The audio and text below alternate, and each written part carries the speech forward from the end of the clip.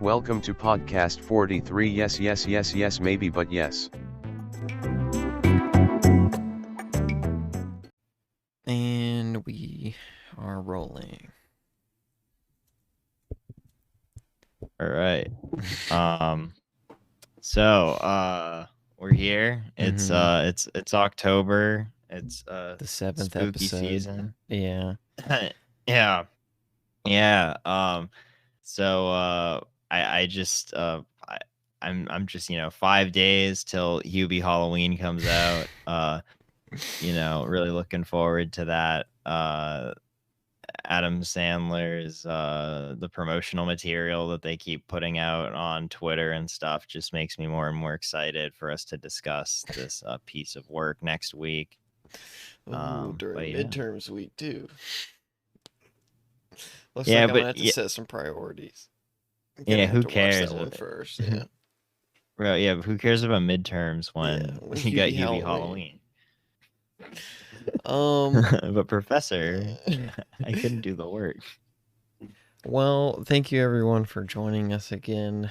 I'm trying to think of any in terms of announcements. Me and Chris have been talking about the franchise retrospective that we kind of touched on last week, and I think we have our first franchise that we're gonna be taking a deep dive into, and that's gonna be the Planet of the Apes franchise. And we're either gonna do like one movie per episode or two movies per episode. We haven't worked out the logistics. It's probably gonna be two movies though, just because it's a longer franchise. But we will I don't know. out. Yeah, I don't know when it will start because we got a lot on our plate right now. But it will be coming down the pipe. Yeah, after we'll probably get done with midterms and everything, and then kind of work our way into it. But yeah, so me and Chris are currently working on that.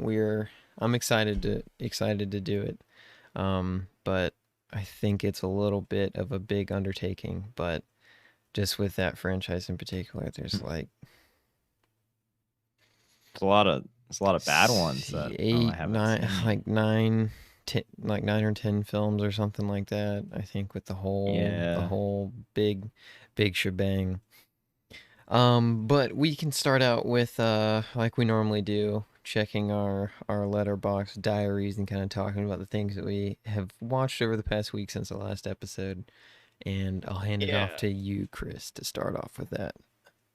Well, I don't know. I kind of got into the work of director Michel Gondry. Yeah. So I watched one of a film from 2013 that he did called Mood Indigo, which was I don't know, it's kind of very twee, like it's kind of quirky and stuff, like how his style kind of is, but I don't know, I just thought it was really obnoxious and I hated it. But it has like Audrey Tautou in it, and it's like this love story about these two guys, about this couple that falls in love, and then like Audrey Tautou's character starts, like, she has like this disease where like a flower slowly starts growing in her lungs, and like I don't know, it's just like I've never heard of it before. Yeah, it's kind of went under the radar, and they cut the American version is apparently 40 minutes shorter than the original cut of the film, but do you know why? With missing those 40 minutes. Oh, okay, yeah.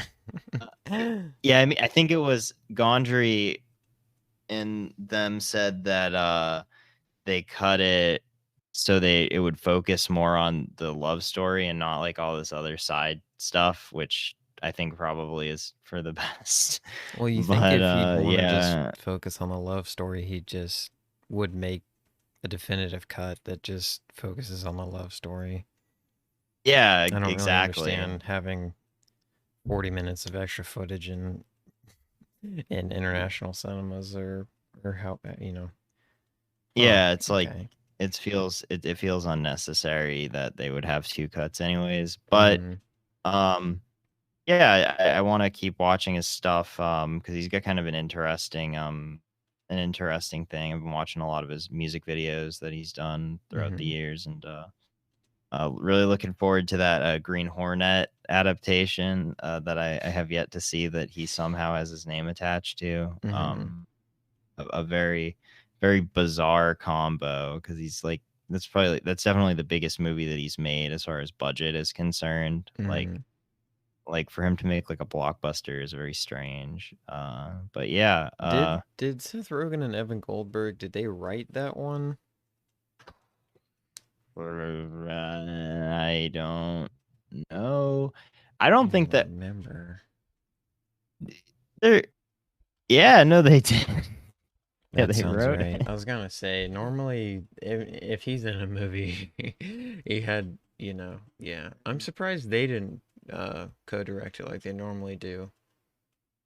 Yeah, I don't know. I don't know why either. Like, I mean, I don't know. I was talking about this with somebody the other day, but like, it's just like in they seem to do this, or they did this for a period of time where they would like make adaptations of things from like the 30s and like 30s and 40s, like serial or like radio show characters or like early comic book characters, and like they expect you to like care about them. Like, how many people cared about Green Hornet, the Spirit, what was the other one? There was well, Lone Ranger.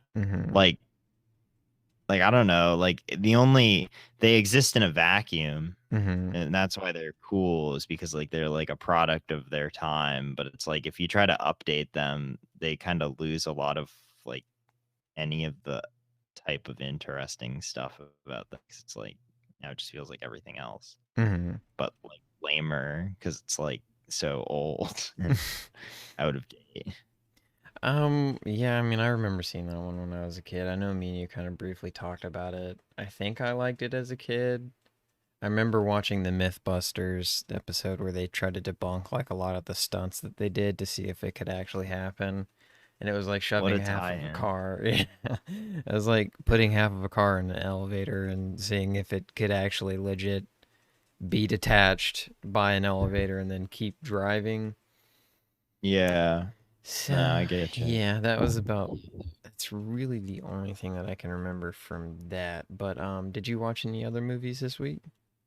Yeah, I rewatched Gummo, the Harmony Korine movie. I hadn't seen it in like a year, and I really loved it on rewatch. Like I could say it's one of my favorite movies. I think it's done in a way where the first time you watch it, it's very shocking and can come off as kind of almost exploitive in the way that Corinne portrays people in the rural Midwest. But then upon rewatch, you kind of get past all the shocking stuff and you kind of see like more of like what he's trying to say, and like the whole home movie aspect of it, and just kind of like building a very unique world around with very little is kind of interesting. And it's just weird as hell. It's really a transcendental experience, and I really don't think there is anything, and I mean anything that's quite like it. And that's why I watch movies. So. Where did you watch it at or on? Well, for the podcast purposes, let's just say I found it. I got you. I'm sorry. I didn't mean to put you on the spot. I've been trying to watch it for a while, but I have never really found I don't know if it I don't I it's not on any streaming services, and then it No, yeah. There is sorry. I think My dog is going they crazy. put out a DVD. Can you hear that? I'm so sorry. You just hear little steps in the background, but not much. Yeah. Oh, I'm sorry.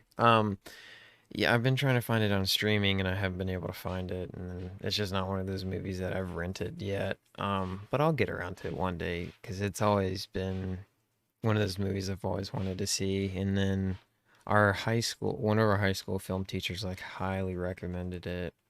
And I Yeah, think when he told me yeah. about it, that was when I first heard about it or something. It's it definitely seems like a movie. Yeah, like I remember he would always talk to me about it too. But Yeah. yeah, it's like I I picked I like I think Corinne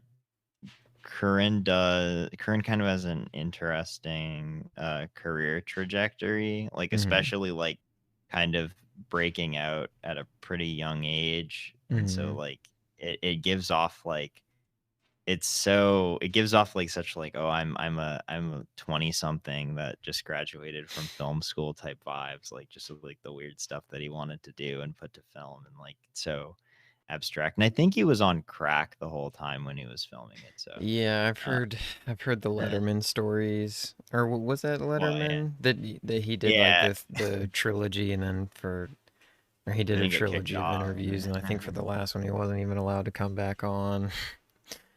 Yeah, Um, because he went through Meryl Streep's purse. yeah, which is But yeah, it's interesting, you know. yeah. I mean, he's it's definitely taking a toll on him. But I think he's still. I mean, Beach Bum was fantastic. Yeah, I still need to see that Would one. strongly recommend, and then Spring Breakers is a blast too. So hopefully he'll complete his trilogy of movies in Florida. Hmm. Because The because Florida like trilogy. the Florida trilogy. Hmm. Yeah. But yeah, I mean, I watched other stuff, but I want you to, expand on what you Um, watched. So. it was that my list is shorter than last week. It was Hmm. I started off after the Double Life of Veronique. I watched Peeping Tom, which came out the Yeah. same year as Psycho, so it's kind of similar in the vein that it's like the British equivalent, and it kind of pushed that Mm. shocker, I guess you could call it almost like the birth of the slasher film. Um, Yeah. I, I, I, what were you gonna say? I'm sorry. I was gonna say Peeping Tom is, yeah. I haven't seen it, but I've seen Powell's the red shoes, which Hmm. is cool. But I don't think Peeping Tom is, well. Peeping Tom is a lot different from that because red shoes is about dancing. But you can, Yeah. what were you saying? This one I'd say it's more psychological thriller than it really is like a slasher flick, if that makes sense. Like you don't really see a lot of the. Well, I'm trying to think of how to talk about it, because I'm sorry. I'll be right back. You're saying Peeping Tom? Yeah. So Peeping Tom, um, it does Michael Powell does a really good job of building suspense, and honestly, like I can't. When I was watching it, I couldn't stop thinking of Psycho because I just think it's interesting that two films that were so similar came out in the same year. I don't know what Yeah. part of the year they came out in, but I just think it's interesting to look at from like a cultural standpoint where you have like Yeah. a lot of like this like back in the 50s and stuff, they had guidelines for film, like you couldn't show this and couldn't show that, In whatever. I don't. America. Yeah, in Yeah. America.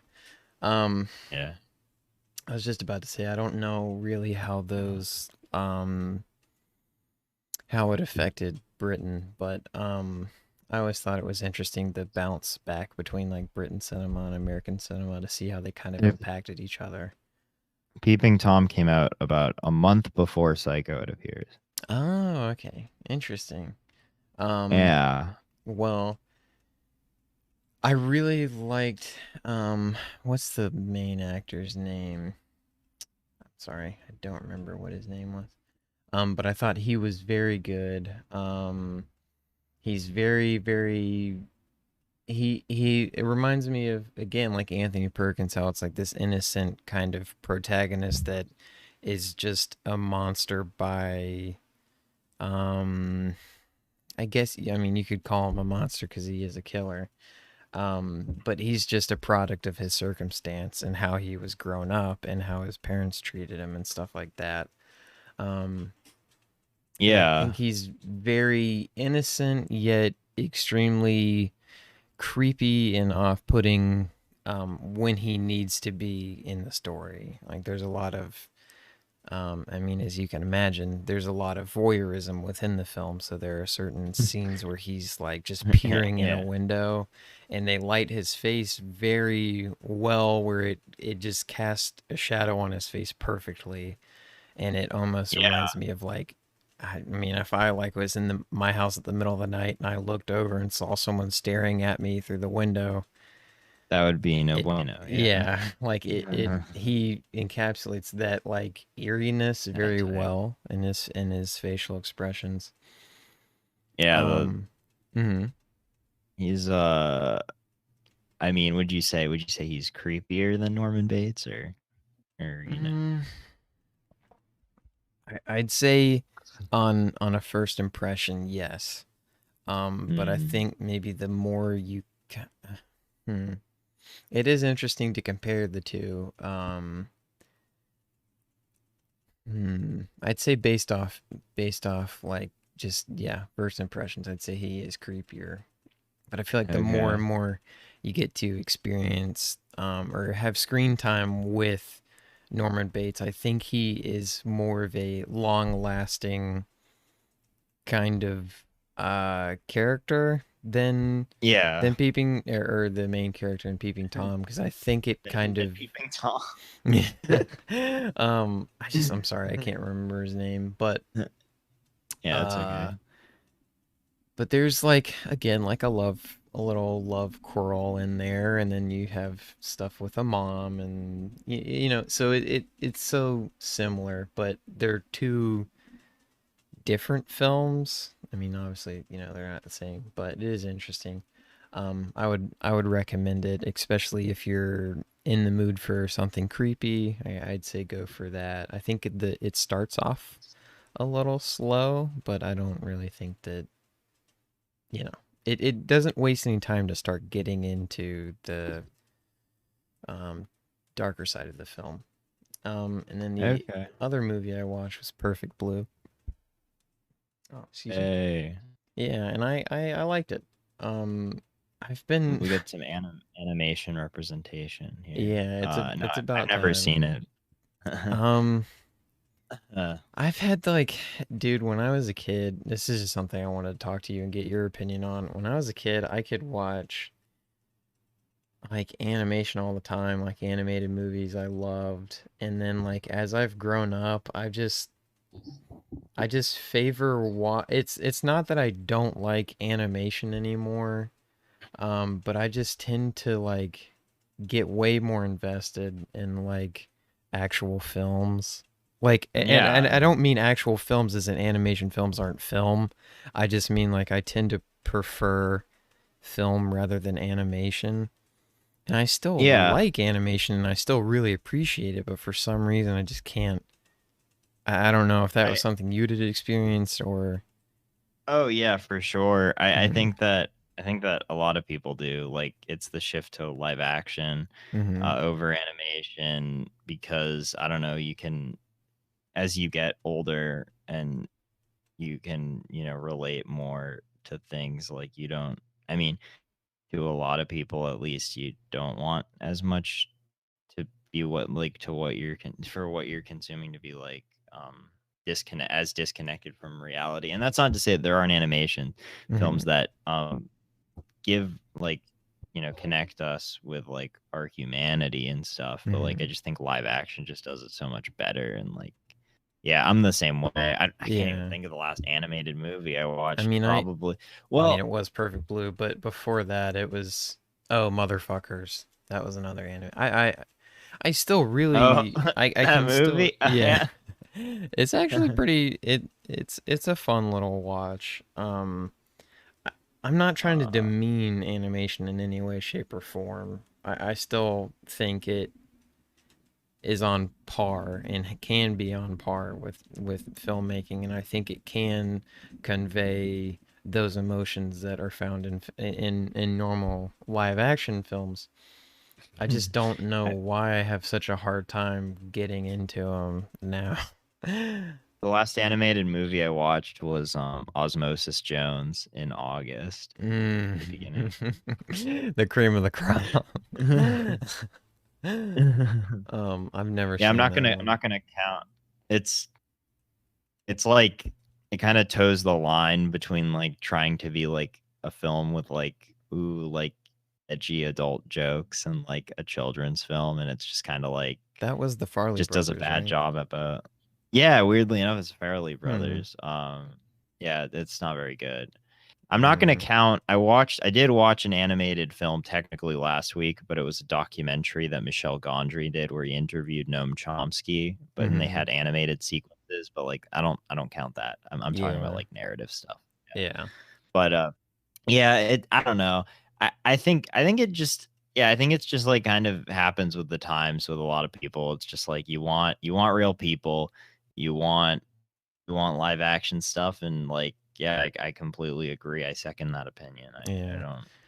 I mean, I just wish I could get more invested. I just have a hard time. And like with Perfect Blue, it's a really good story.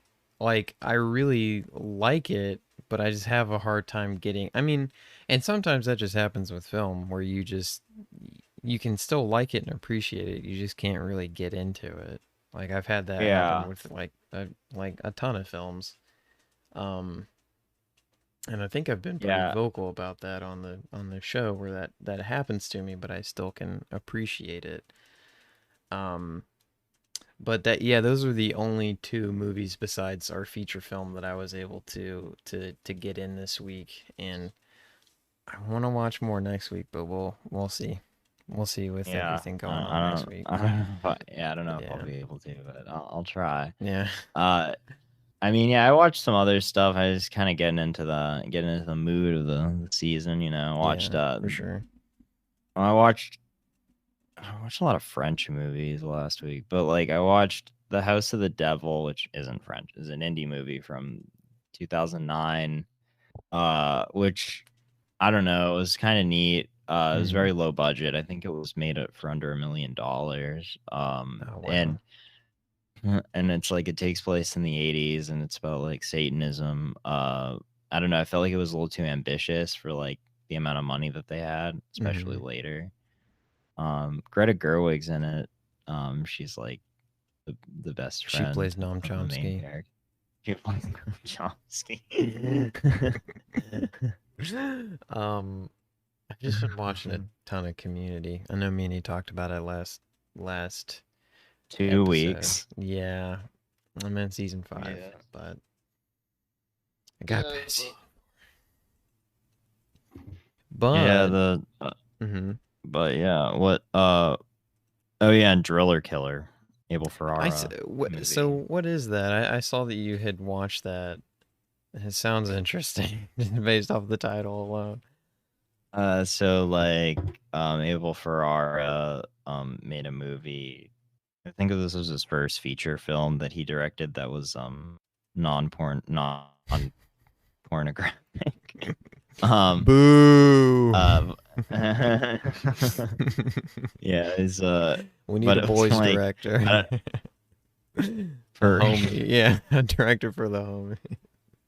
It was shot on like super low budget, like at 16 millimeter, and they just like shot it in his apartment. But like, it's just is an exploitation movie to the highest degree. Like it's just Abel Ferrara plays the main character, and the guy just like slowly goes crazy as like a struggling artist in New York City in the 70s, and he just goes around with a power drill killing people. I do want to clarify. When I said the boys director, I was thinking of like frat dudes. I'm only digging my hole worse. I'm sorry. It's supposed to be like a dude's rock type thing, but yeah, but continue. I'm so sorry. I thought I needed to clarify, and I think I just made it worse. But Ferrara, but yeah, like there are a lot of shots in the movie that aren't like framed correctly at all. Like Is and it the acting is very intentional? amateur. Maybe, I don't know. It's hard to tell with him. Because I know some people I'm not break through sure. the rule of thirds because it will make the viewer feel uncomfortable.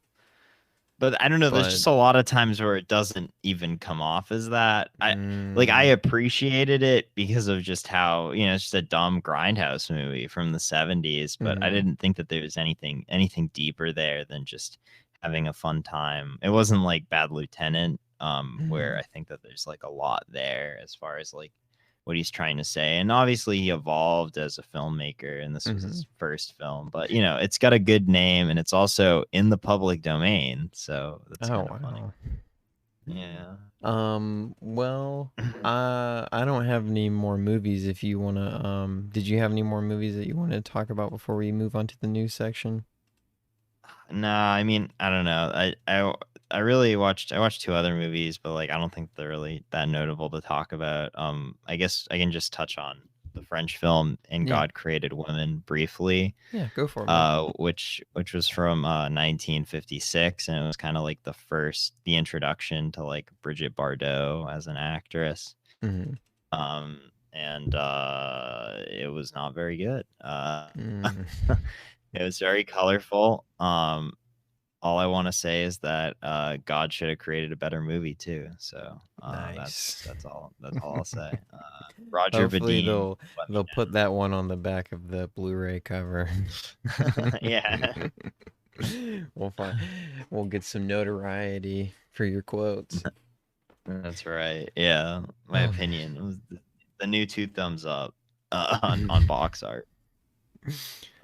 um we have kind of it's been a really busy week for the film industry.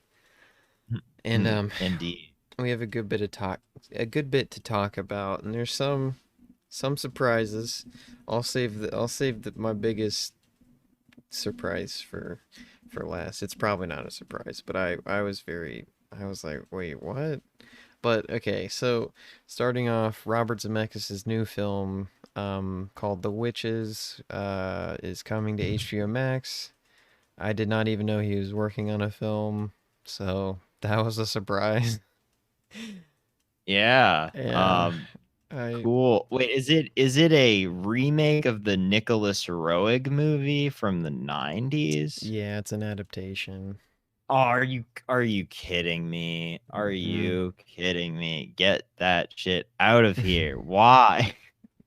I've never seen the original, but I'll probably watch both when it comes out, just because I do enjoy watching the original and the remake if there are ones. Yeah, well, Um, Nick, stay tuned, listeners, for Nicholas Roeg related information at the end of the episode. nice. Get the hook in there. Yeah.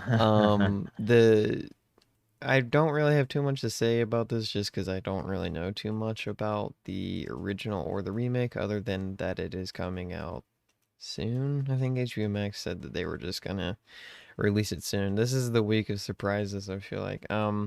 The next Yeah. one is Jamie Foxx is returning to the Spider-Man universe as Electro in Spider-Man. I don't know what they're calling it. The Spider-Man 3, the third Tom Holland Yeah, film. it's like So, why? Like he was like easily one of the worst parts of that horrible movie. oh, I mean, he was such a punchline, especially to me and you. I mean, we'd always yeah. say, "You didn't remember my birthday, Virginity, Spider-Man." electricity. I don't know, man. Maybe under a different director it would be taken more seriously. So what I'm confused about is he are they doing like a multiverse thing where he's coming in? I don't think that would be a smart idea, but is he just playing Electro or like is it a different Electro? Is it the same? I'm not I don't really know. I that don't even think they invested. know. I'm still kind of I'm honestly still kind of like I'm not fully convinced that that uh Well, like, I mean, you said with a new director, but like, Mhm. I don't know. I just think that, like, when you have some guy named Mark Webb directing your Spider-Man films, it's like, can you get any better than that? Yeah. It's What's like, the John kind of high. Watts? I want to say is his. John. Yeah, I don't think me and you have ever talked about him on the podcast, but I'm not like the biggest fan of the new Spider-Man films, but Agreed. yeah. So I was excited to see that J. Jonah or what's his name? J.K. Simmons. I was gonna see. I was gonna call him J. Jonah Jameson. I'm excited to see J.J. that he's returning. Although Yeah. I mean, I just don't get why. I don't know. We'll see. It's definitely an interesting choice, I'd say, albeit I a confusing one. I appreciate The effort. well, no, I appreciate their efforts to just like diversify with like what they're making. Like they're Yeah. just like, yeah, we'll make Venom, Everyone loves everyone misses superhero movies from the 2000s, we'll make Venom. Venom Dude, 2 comes out next year. Morbius. And then they're Morbius. like Michael Keaton. Did you see that in the trailer? Michael Keaton is gonna be a Morbius. It's What? Vulture or something. Yeah, I don't know. Let's go. And then I and don't then, and know, then man. Jared Leto. Jared Leto better like sing a promotional track for Morbius. Like it will be on the soundtrack, will be the big That would be pretty song. cool. Um, what else was I gonna say? There's something. Oh, I mean, I like Jamie Foxx. Like, he's definitely very. I like his personality, like his real life personality. I think he is Yeah, a good actor. Um, sometime. yeah, there. Yeah, every. He's got some Mm. rough roles out there, but in general, I do like him. But we'll move on to the next surprise. Um, Me and you have talked about this Borat 2. Yeah, Which is called subsequent movie film. It was called like something Mike Pence. pornographic Yeah, monkey, Mike Penn. Least yeah. premiere. Yeah. And then now it's been changed to subsequent movie film, which I think is kind of a better title. But um, I I don't know. I kind of like the Mikhail Pence part. It's Borat subsequent movie film mhm, delivery of prodigious bribe to American regime for make benefit once glorious nation of Kazakhstan. mm. Well, Um yeah. yeah, this movie has moved incredibly fast. First, we heard that it was done filming. Second, we heard that it was screened, and then now Amazon has it, and then now it's coming out in less than a 2 month. weeks. Yeah, Yeah. and so Right before the election. election, Yeah. which I think is the point, but um yeah, that's all I really have to say on that is that I've just been surprised how fast this movie has moved in and out of production. Um Yeah, Kudos to it's not him, this I guess. not the same director, oddly enough. They went Really? with Jason, yes, Jason. I was looking him up yesterday. Jason Walliner is the guy that's directing it, and he seems to have only directed like stand-up comedy specials prior to Mm, this. So, uh, you love your Aziz okay. Ansari stand-up specials, I and mean, well, Brett Gelman. Does that name sound familiar? Like you've seen. no. I'm sure if I saw his face, I'd probably recognize him, but I don't Okay, recognize the like name. you've seen Love, right? The Yeah, yeah, Judd yeah. Apatow. Hmm. He's the radio station guy. Like he's just kind of a character actor that's like Oh my kind of a God, yeah. douchebag. I Yeah. love him. He's normally pretty funny. Yeah, it looks like he's directed a few things with him. I think it's similarly like just kind of like comedy stuff. But I don't know. I Hmm. mean like We'll it's see. Borat. It's Yeah, not it like, doesn't require a very yeah. strong-willed director.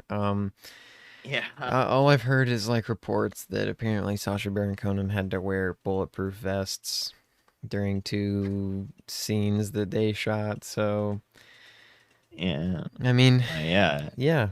Do you think he'll say my wife in it? You think he'll say it? You think he'll go my wife? I know all of America desperately wants him to say it. I mean, yeah. It's gonna be interesting to see how this plays out. I'm interested to see the reception too, because it's obviously targeted towards a certain demographic, or is Oh no, making fun of a certain I demographic. liked Borat until it got political. You know. I'm just saying. I mean, I'm probably gonna like it. I like a lot of Sacha Baron Cohen's work besides his Yeah. narrative stuff, but um, I don't know. We'll see. I just think it's really interesting. Everyone is absurdly It's opinionated the these days. biggest surprise of the biggest surprise of the year. You know. It.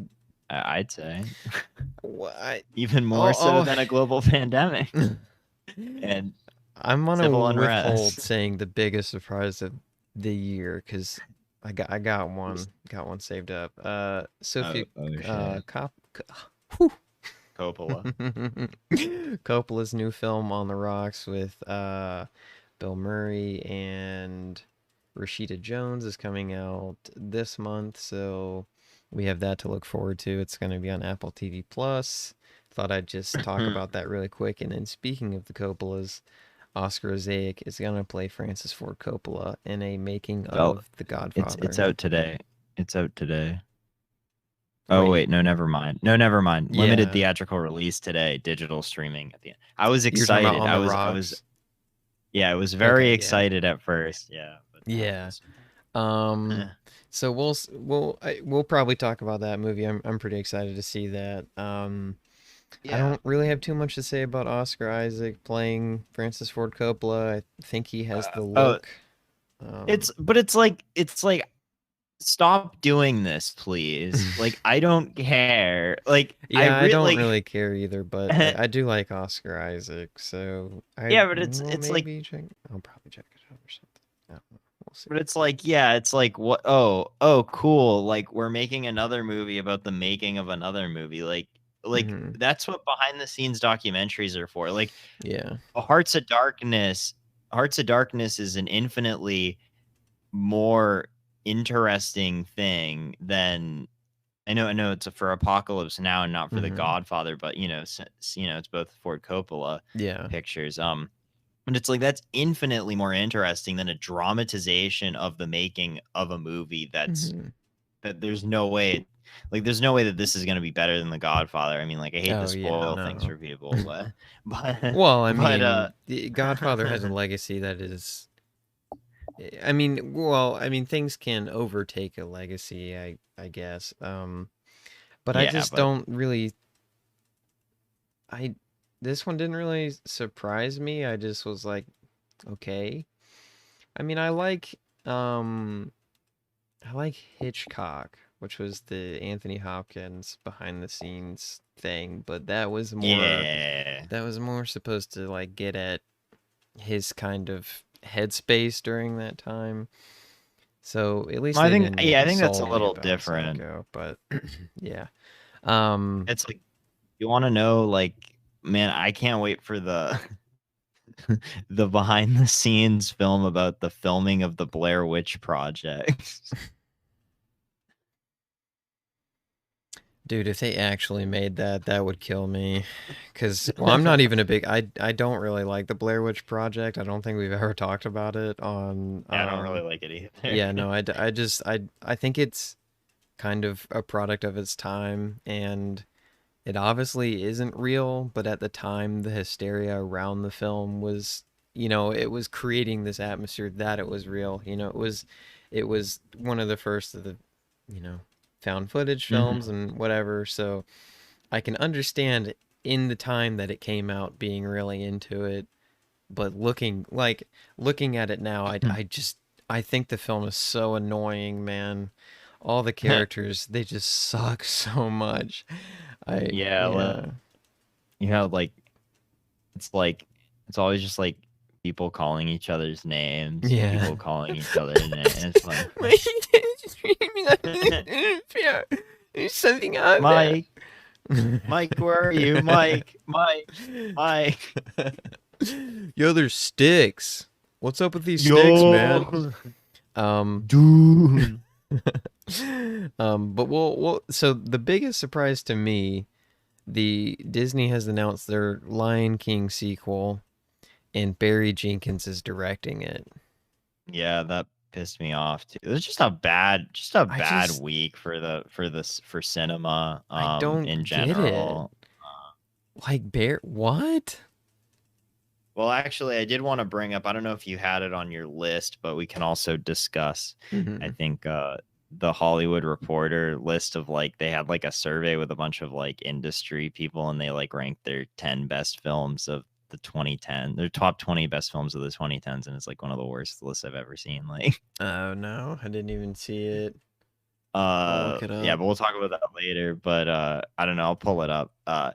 But uh the Barry Jenkins thing is very frustrating because it's like he has so much promise. I think that, yeah, obviously like Moonlight is like, I think Moonlight's one of the best films of the past Mm-hmm. decade.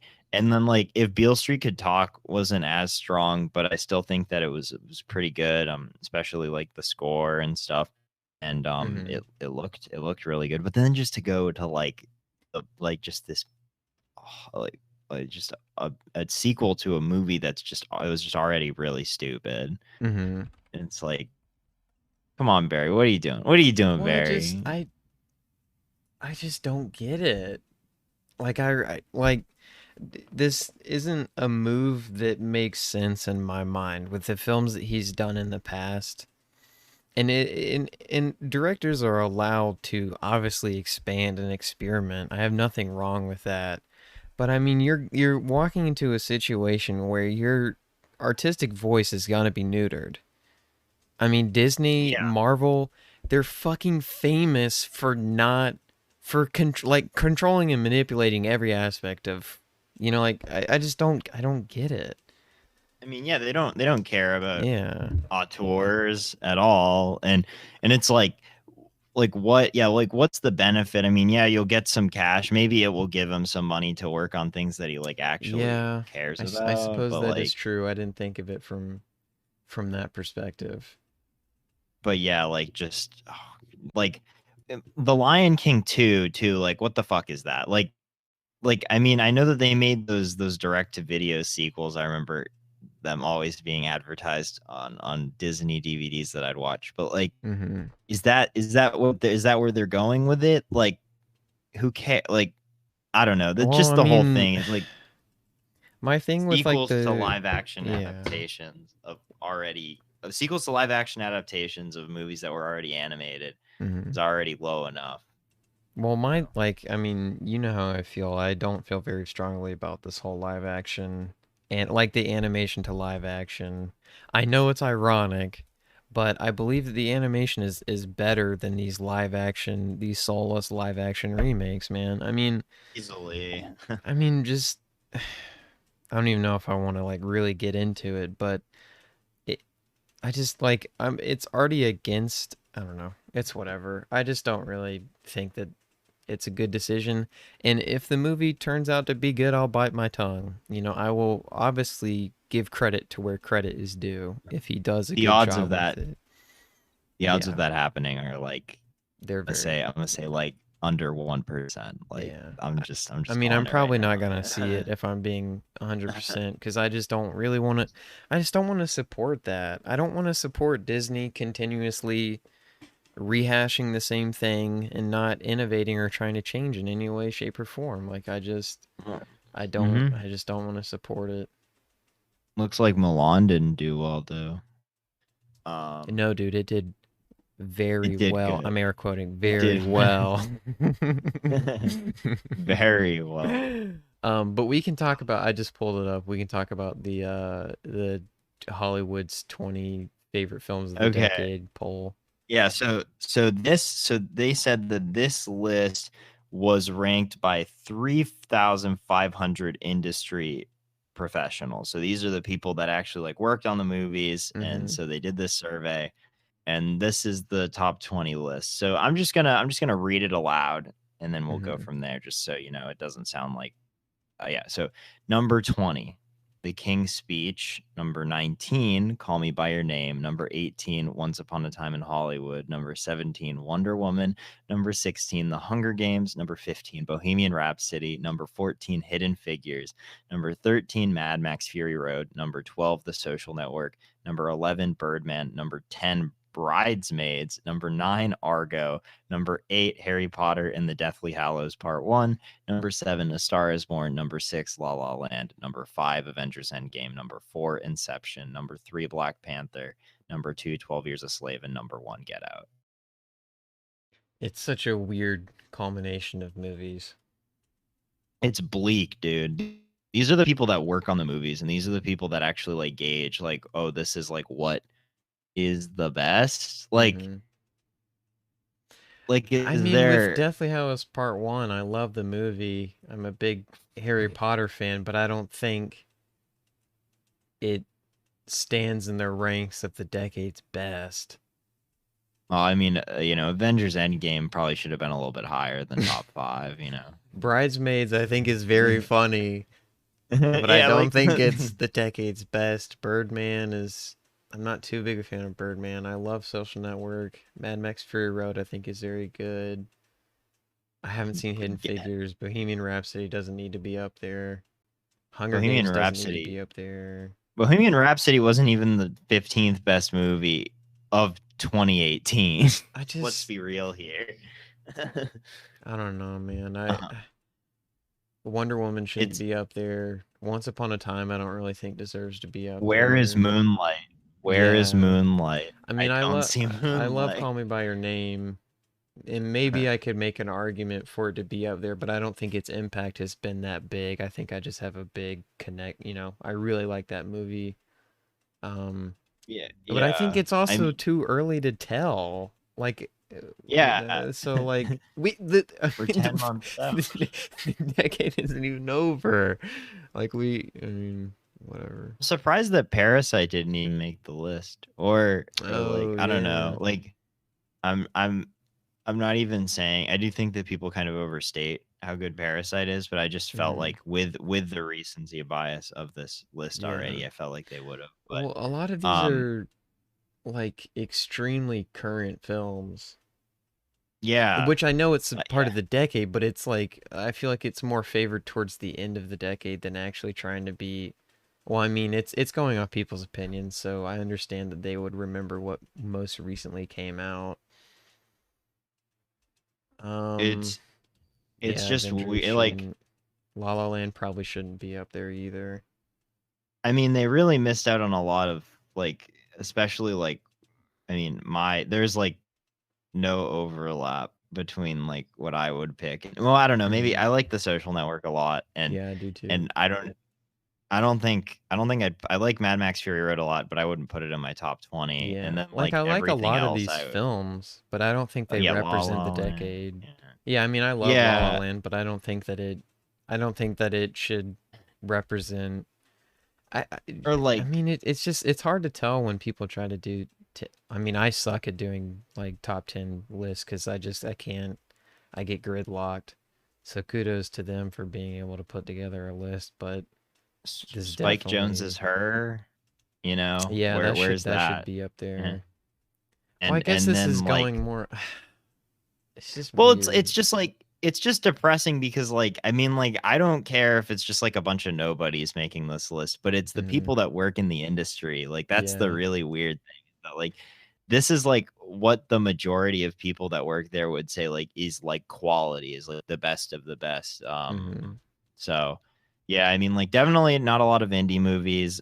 Terrence Malick's Tree of Life, which is probably maybe the best film of the decade, in my opinion, is nowhere to be found. But oh well, at least I don't think there's I don't know.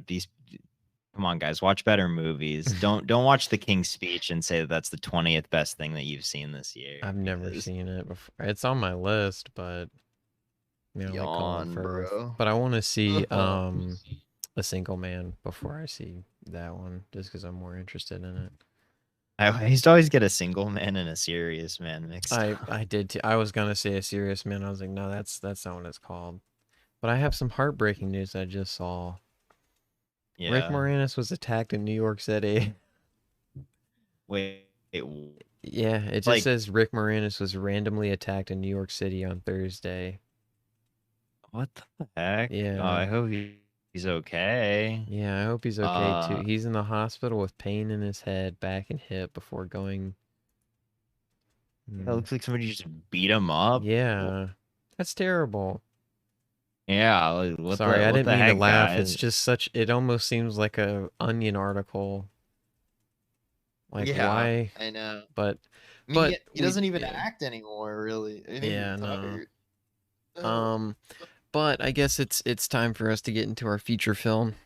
Sorry, we had a that's long right. news section. There was just so much Oh, what was your to talk surprise? about. Yeah. Oh, Barry Jenkins doing Lion Oh King yeah, oh 2. yeah, That okay, because yeah. it's just like it makes no sense.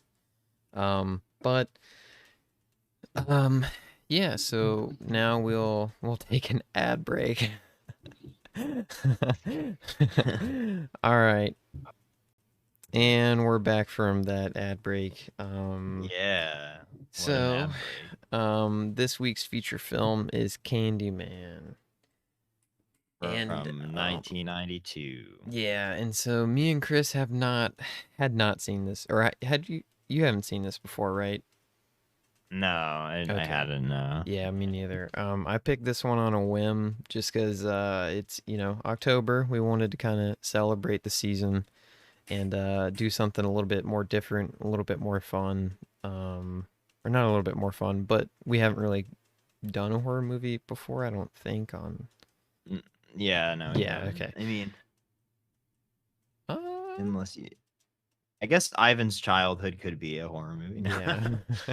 No. um, yeah, so we changed it up and I picked Candyman. So I hadn't seen it, Chris hadn't seen it. Um, Chris, I'd like to get you normally get my first impression, so I'd like to get your first impressions on Candyman. Well, so I liked it.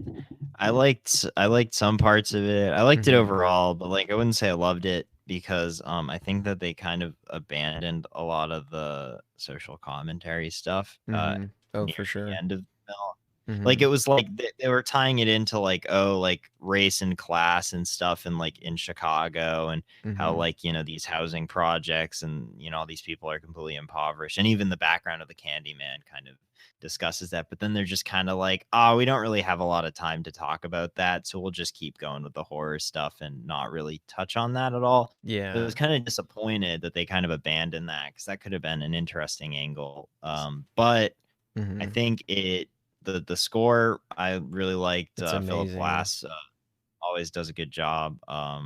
And he's just goes ham on that organ in this. So yeah, no, Um, but yeah, everybody yeah. does a good job for the most I part. yeah, I agree. So I'm kind of sitting around the same vein where I liked it, but I didn't love it. I don't really like the ending at all, in my opinion.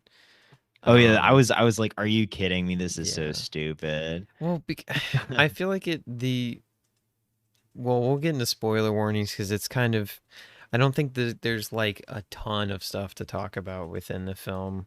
Um, are you cool to Yeah, go ahead and I get into spoilers?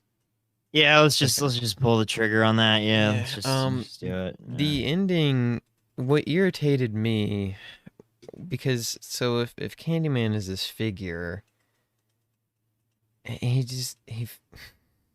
I don't know, I just feel like it kind of tripped over itself, and then it just kind of was like, I thought it was going in a really interesting direction where she was going to sacrifice herself, and I thought it was going to end there because in like, I guess if you're looking at it like that, that would be a nice way to tie everything up because Candyman can still impose the fear that he's always imposed, and I mean she's not going to lead a normal life even if she gets the baby back to the mother. So I thought it kind of tied up things in an interesting way, and then then she And then becomes just to, like, Candyman, and then she kills her husband, which I understand because I was talking to it with my girlfriend. I was like, I understand it. He fucked up and he cheated on her, and that was really fucked up. But he obviously showed a ton of remorse and like hatred for his current life, and then she just kills him. I was just like, and this then is and then so, like, I don't know. well, I just thought it was ridiculous how he did it too. It's like Yeah. just looks in the mirror and he's like, Helen, Helen, Yeah. Helen, Yeah. Helen, Helen, and then she just comes out of nowhere and kills him. And I was like, okay, that's really funny. Like that's Yeah. not, you can't even make that scary. Yeah. No. And then like I don't know, like can we talk about how the name Candyman isn't scary at all? Like it's a pretty bad, like scary person name. Like I'm not scared of somebody named Oh, I just wanted Candyman. to give a quick shout out to Ted Raimi. It was a small little cameo. I always love seeing Ted Raimi. With Who was Candyman, he? Man? he was Billy, like the dude that would, like in the beginning how it opens up with like the babysitter and like Yeah. the dude in the leather jacket. Yeah, that was, um, with Certified bad boy. yeah, Billy the bad boy. With the name Candyman, I feel like I get where you're coming from, but I think it has like an innocence to it that can make it seem dark. And I actually really like the actor who played Candyman. Tony Um, Todd. Yeah, he's yeah, I pretty just good. wish Yeah. I liked how they presented Candyman a lot in the film. How you hear him talk, but you don't see his mouth move, and he has like this very ominous voice. And then, when he does talk, it's he actually does open his mouth, and then normally when he talks, something falls out of his He's like, mouth or you will live something. forever. Helen, you are always Helen.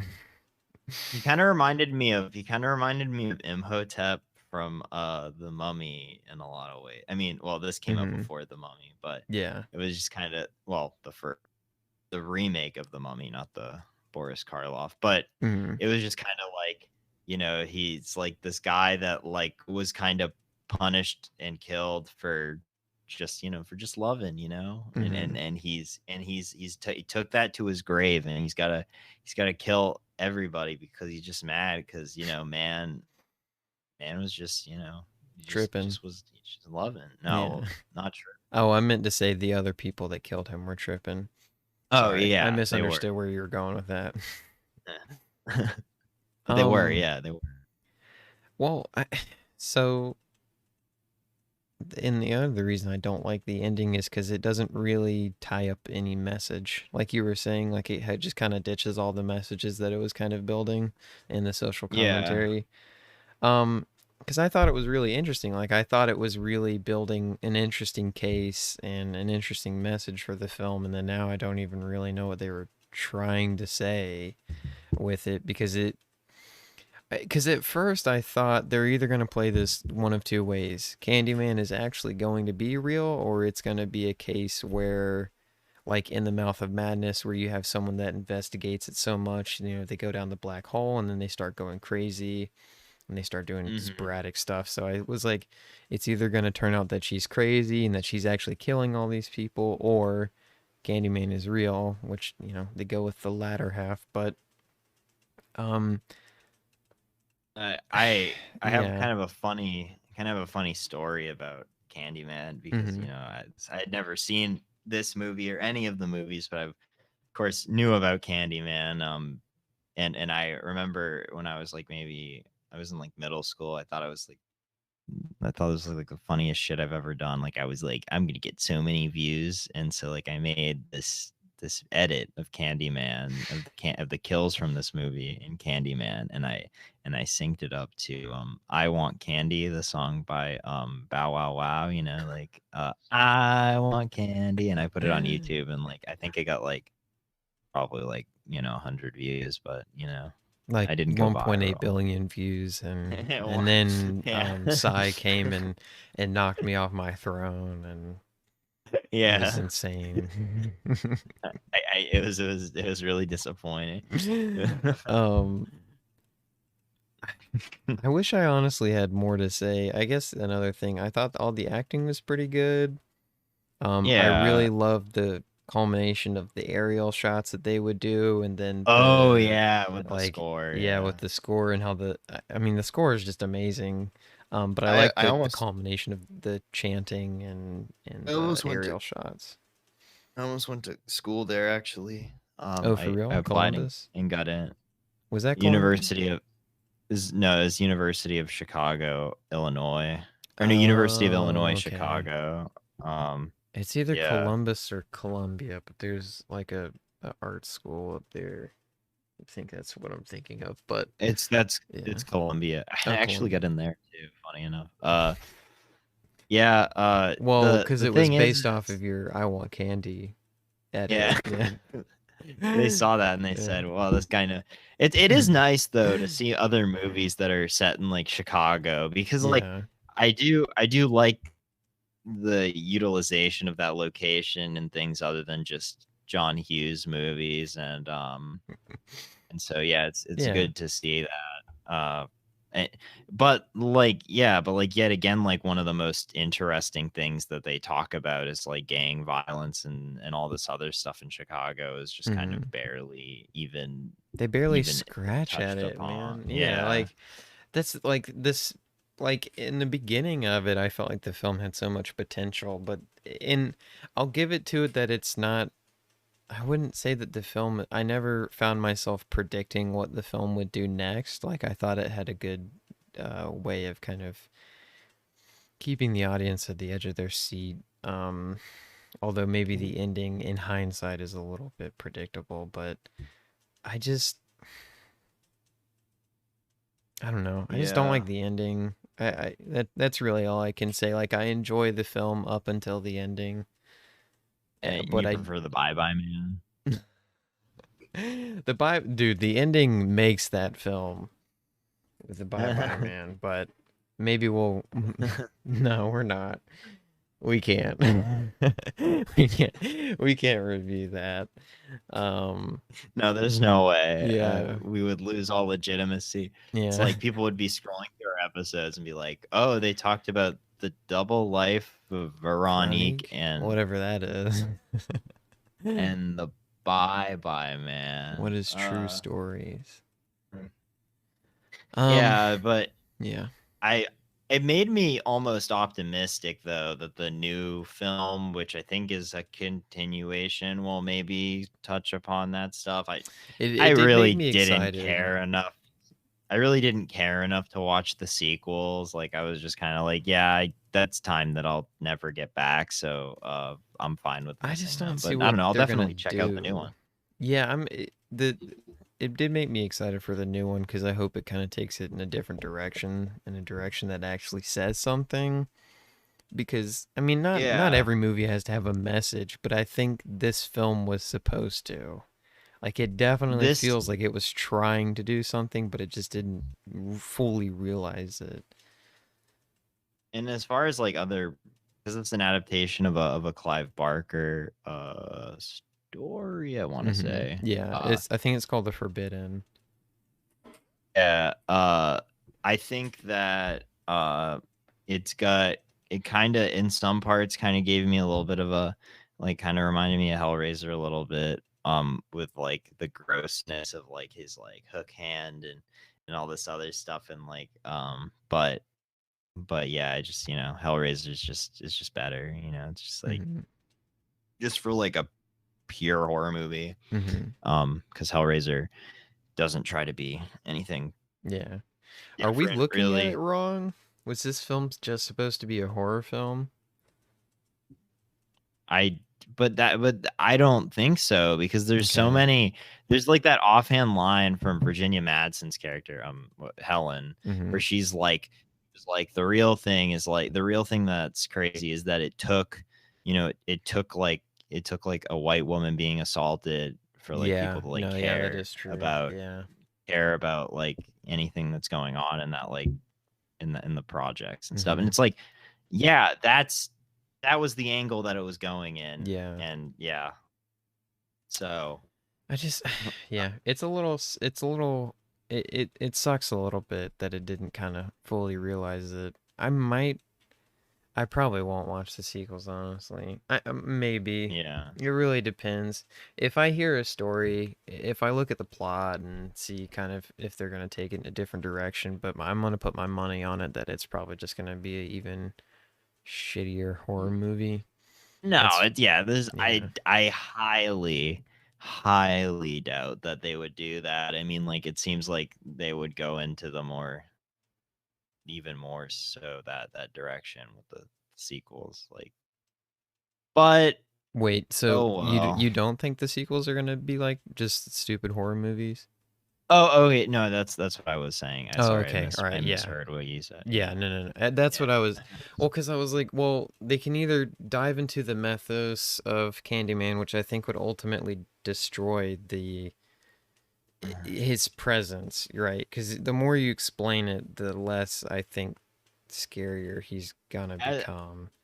as with most horror movies and Yeah, slashers, it's like you get more into like their origins, and it's like they get less scarier, and it's yeah. like you don't it because horror is very much based on the idea Fear of of the yeah, mysterious and not knowing. the fear of the fear of not Yeah. knowing something, and it's like, oh, so like because like they've made like made that Texas Chainsaw Massacre movie. In what was that, 2005, I think, The Beginning, which is like a prequel to like, oh, how did the family get crazy, and it's like, I don't care. Mm-hmm. like Yeah. I mean, so I haven't seen yeah. that And one. I think I've only seen 1 through 3 of the oh, original. I haven't even seen 3, but I saw 3 at a Fright Fest, and I met the director actually, and he gave me like some stills and signed it and stuff. It was cool. He was a very nice and heartwarming guy. He gave me some good yeah, advice. it has Ken Foray in it, and I really like him in horror movies. Like, It's got a Viggo Mortensen too. oh yeah, Yeah. yeah. I may watch that this Halloween. Um I don't think it's bad. but It's all yeah, right. Yeah. the fourth one's the one with Matthew McConaughey though, and Renee Zellweger. I think I know what I'll be watching soon then. That sounds really interesting. Yeah, it's like they I think they prevented it from coming out for a couple years because they were like, please, like I'm starting to find footing as actors and as actors, and like this is going to only hurt our reputation. Mm. Well, Yeah. maybe I'll drop a review soon. I'll see if I can Yeah. stream it anywhere because I'm planning on watching that and Trick or Treat sometime soon. So Trick or Treat's pretty good.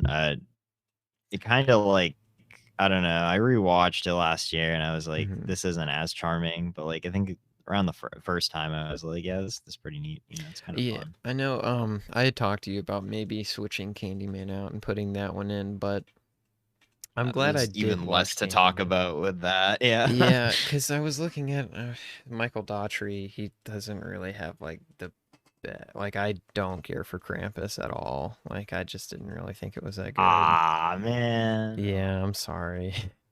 I saw him in theaters and I was like, eh. But maybe if you feel that strongly about it, I'll give it a rewatch for you. Maybe we can put that in our Christmas winter seasonal reviews that Yeah, we do. yeah. Talk about Yeah. Krampus. Yeah. Yeah. But yeah, yeah. I was just kind of disappointed, I guess, more than anything, Yeah. that we don't really have much to talk about other than the Candyman is just the Bye Bye Man, but a little bit scarier. No, I'm just Yeah. kidding. But I did look Um, up that housing development is actually like real though. Like it's a real place. yeah, my girlfriend was saying that they actually had to shoot in a lot of really dangerous areas because of how bad, gang violence was and Yeah, but in Chicago. yeah, but I think they chose very well. Like this, I really liked all the set design or the production design and all the locations that they chose. I thought they were Yeah, interesting. that one kill where she summons him and he like just like up and kills the lawyer from like behind is so cool. Yeah, Like, that was it. I love when he just like he's like, "I'll see you later," and he just like turns into a ball and gets sucked out in the window. That shit was, I just wasn't expecting it, and it did. Yeah. Candyman. Yeah. All Yeah, right. but did you say Candyman in the mirror 5 times after this Nah. film? Or? I used to be scared of it as a kid because no, it was Bloody Mary that I was scared of. Bloody as a kid. Mary, yeah. Have they ever made a movie about blood? They've. It has Dude, to be there like has to be a movie about. Bloody Mary movie. There's short films. There's a 2006 movie. Yeah, that's what I'm fine. That's what I Yeah. found. That looks pretty bad. I feel like if anything, you can just find a bunch of like student films Yeah. of like college kids being like, "I'm gonna make a horror movie about Bloody Mary." But yeah, I think that's all we have to talk about Yeah. for this film. A crisp, I really a crisp 10-minute something like that. Yeah. I don't know. That's the chance we take, but you know. Yeah. I think that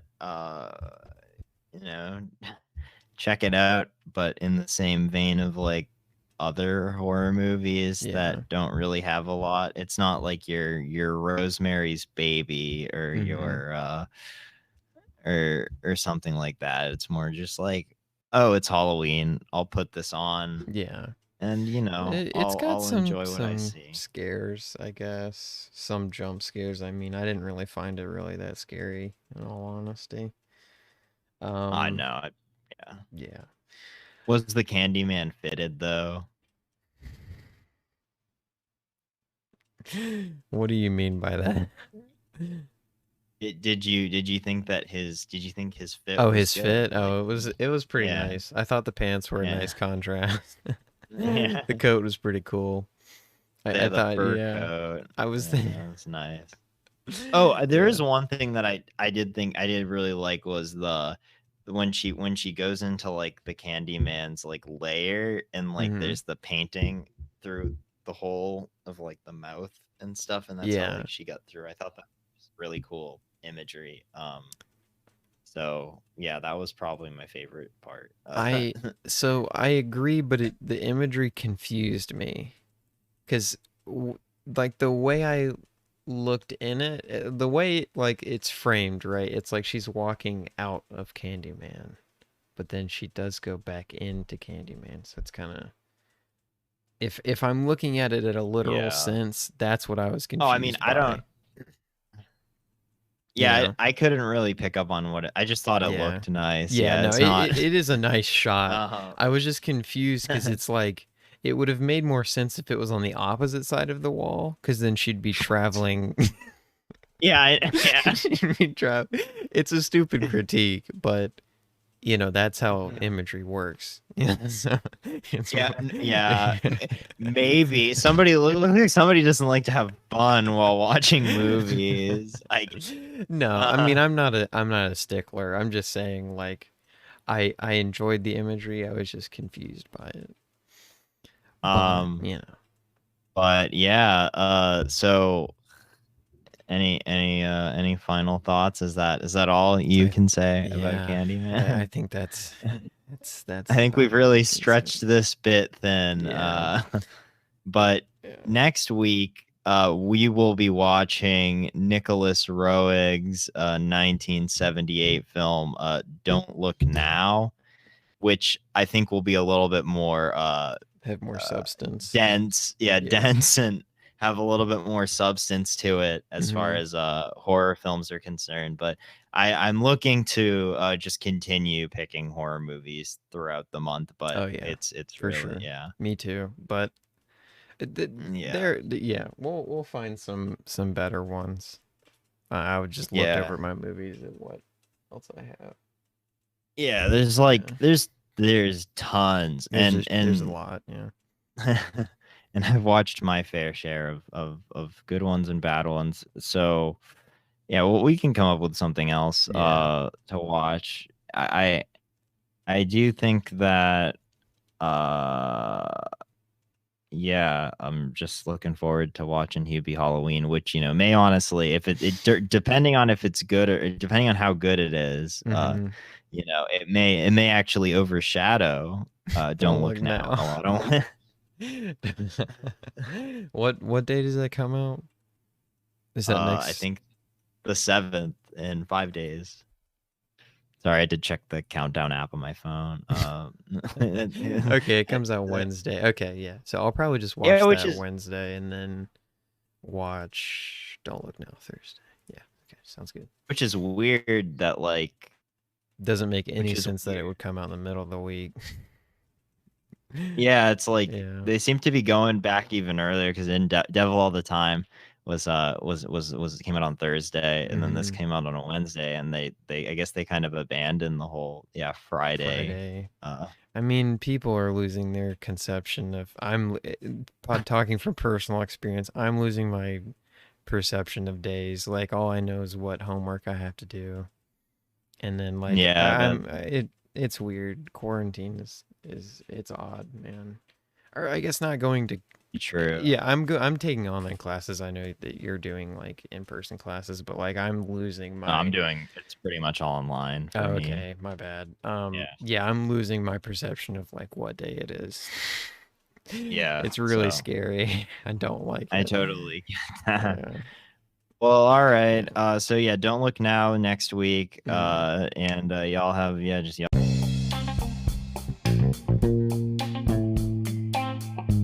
Y'all have a good week. And just watch some more movies, I guess. Stay safe. All right.